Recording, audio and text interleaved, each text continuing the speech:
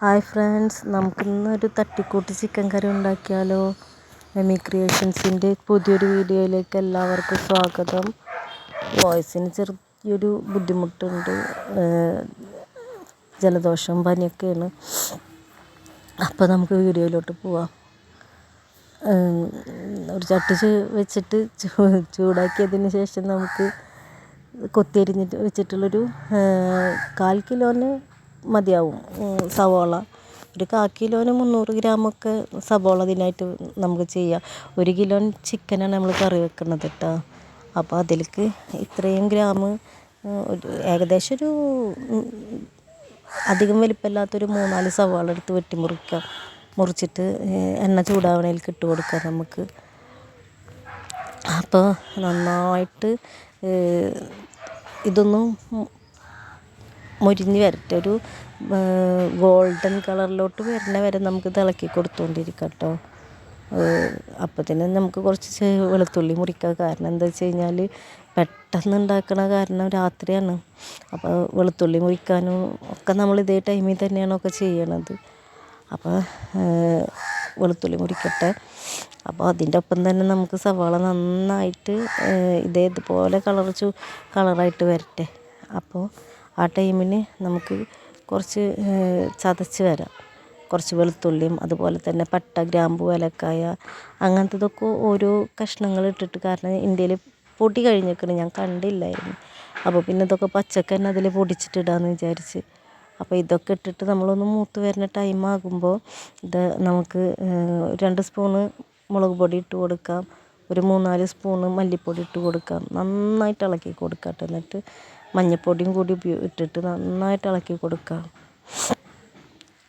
ഇളക്കി കൊടുത്തിട്ട് ഇതിങ്ങനെ മൂത്ത് വരുന്നൊരു സ്മെല്ല് ഉണ്ടാവുമല്ലോ. കാരണം നമ്മൾ ഇതിൽ വേറെ ഒന്നും ഉപയോഗിക്കണില്ല. അപ്പോൾ ഈ ഒരു ചിക്കനും എല്ലാതും കൂടി ഇട്ടൊന്നും നന്നായിട്ട് മിക്സ് ചെയ്തിട്ട് നമുക്ക് ഈ ചിക്കന് ഇതിലോട്ട് ഇട്ട് കൊടുക്കാം. ഒരു കിലോന് ചിക്കനാണ് ഇതുള്ളത്. ചിക്കൻ നമ്മൾ ഒരു നേരത്തിനായതുകൊണ്ട് കുറച്ചെടുത്തിട്ട് കറി വെക്കണതാണ്. അപ്പോൾ ഇത് നന്നായിട്ട് ചിക്കനിൽ മസാല വരുന്ന പോലെയൊക്കെ നന്നായി ഇളക്കി നന്നായി മിക്സ് ചെയ്യണം കേട്ടോ.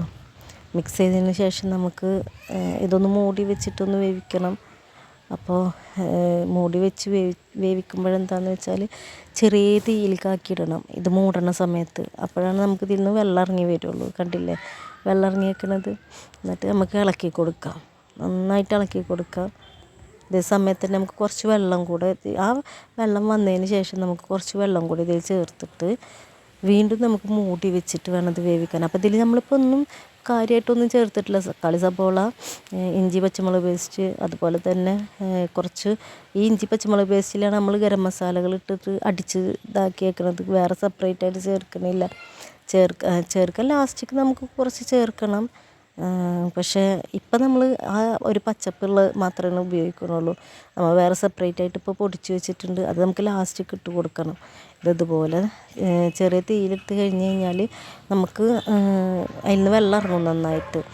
അപ്പോൾ നമുക്കൊരു നല്ല സ്മെല്ലാണ് നമുക്ക് ഈ കറി വെച്ചുകൊണ്ടിരിക്കുമ്പോൾ വരുന്നത് കേട്ടോ. എന്നിട്ട് നമ്മൾ ലാസ്റ്റിക്ക് കുറച്ചും കൂടി ഗരം മസാല ഇട്ട് കൊടുക്കണം.